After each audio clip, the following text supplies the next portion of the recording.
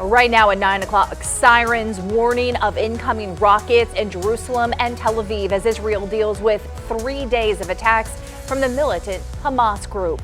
Buildings destroyed, people rescued from the rubble across Israel and Gaza. How our community here back at home is responding to the conflict. And weather-wise, a front just to our south, some clouds around. Find out what we're going to experience later on this afternoon.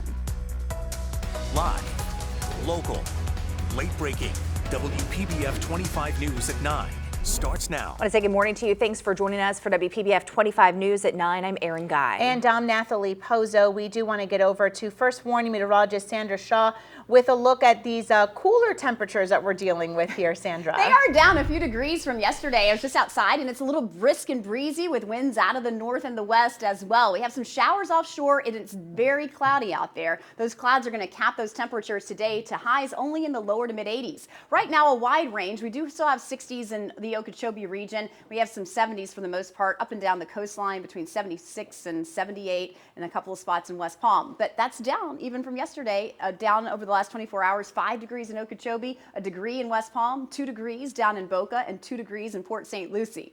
Variably cloudy to partly sunny with a 30% coverage of some showers around throughout the course of the afternoon. Everybody's vulnerable, so not a bad day. Some changes as that front will be sort of evolving as the week goes on, so stay tuned for all of that. All right, Sandra, thank you. Want to get to some live local late breaking news right now at 9. A 14-year-old has been rushed to the hospital after being hit by a car while riding a bike. This all happened in Port St. Lucie, right near Savage Boulevard and Southwest Gambry Street. The teenager was airlifted to the hospital with serious injuries. Port St. Lucie police, they're still investigating exactly what happened here. This is a developing story. We're going to keep you updated on air and online as we get more information. And more breaking news right now at 9, a very violent Monday in the Middle East. Hamas firing more rockets on Jerusalem and Tel Aviv.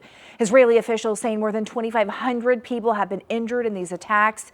The country's defense minister says he has given the order to completely siege Gaza, meaning no food, electricity, fuel, or water will be sent to the country.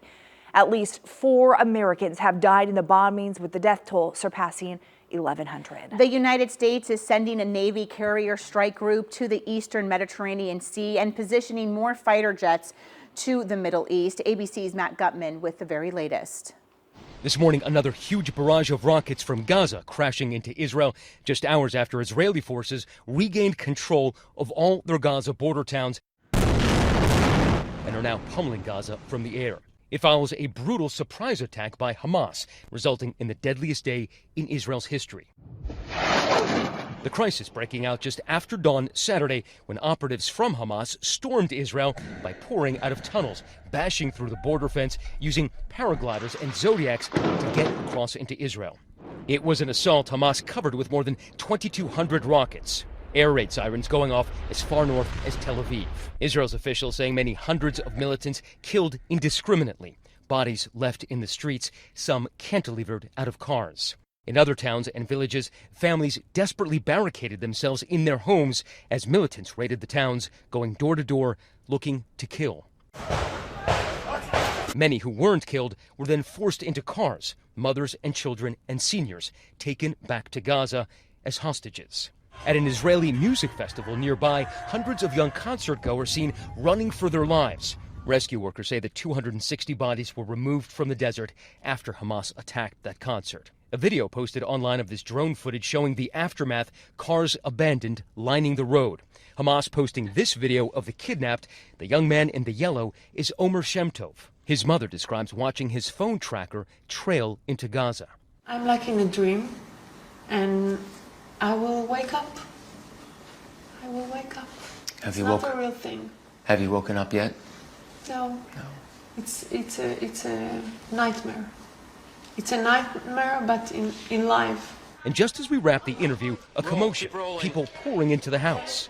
All right, so there's a siren right now. And we're now going into their bomb shelter together. About a dozen people huddled inside until the all clear. And that was ABC's Matt Gutman reporting. Governor Ron DeSantis touching on the attacks in Israel during a campaign stop in Iowa this weekend. He says Americans need to stand in solidarity with them during this time. They not only have a right to defend themselves, they have a responsibility to defend themselves with overwhelming force. We will stand by them when they do. And the governor also taking to social media, speaking up against rallies across the state supporting the Hamas militant group.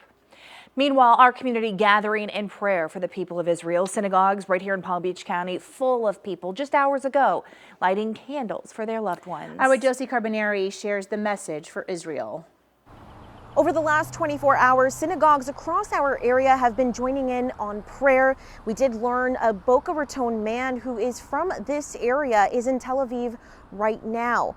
Dan Caskell tells us he went for the high holiday with his family. He confirms he is safe, but worries things could change at any moment. In the meantime, synagogues like Temple Bethel and Boca Raton, they've been holding special services and lighting candles for people with loved ones in Israel. I'm definitely worried. I mean, at any moment, we could hear an air raid, and I'll need to leave and run to the bomb shelter. We are worried about their safety. We're worried about their future. We are worried as Americans. We're worried as Jews, but we're all coming together as one community. Caskell tells us he is hoping to catch a flight today to come back home. However, because of the Hamas attacks in Israel, the FAA is advising pilots to use caution, but airlines like American and United have suspended operations in Israel. Reporting from Boca Raton, I'm Josie Carbonari, WPBF 25 News.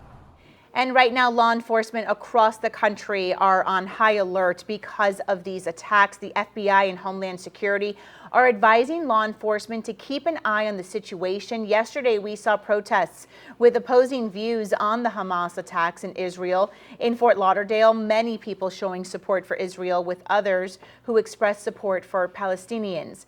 At least one person was arrested. With the United States Congress without a House Speaker, bills cannot be passed, and that concludes support for Israel. So coming up in the next half hour, we're going to take a closer look at the next steps from the White House and how the U.S. is helping to aid the country. At 9:07, let's go to our other live local late-breaking headlines. Tomorrow, the defense will continue presenting its case in the trial of a Jupiter father charged with child abuse. Timothy Ferriter and his wife Tracy were keeping their teenage son in an 8x8 room in their garage. Prosecutors rested their case on Friday. The jury saw more surveillance video from what the boy dealt with inside that box-like room.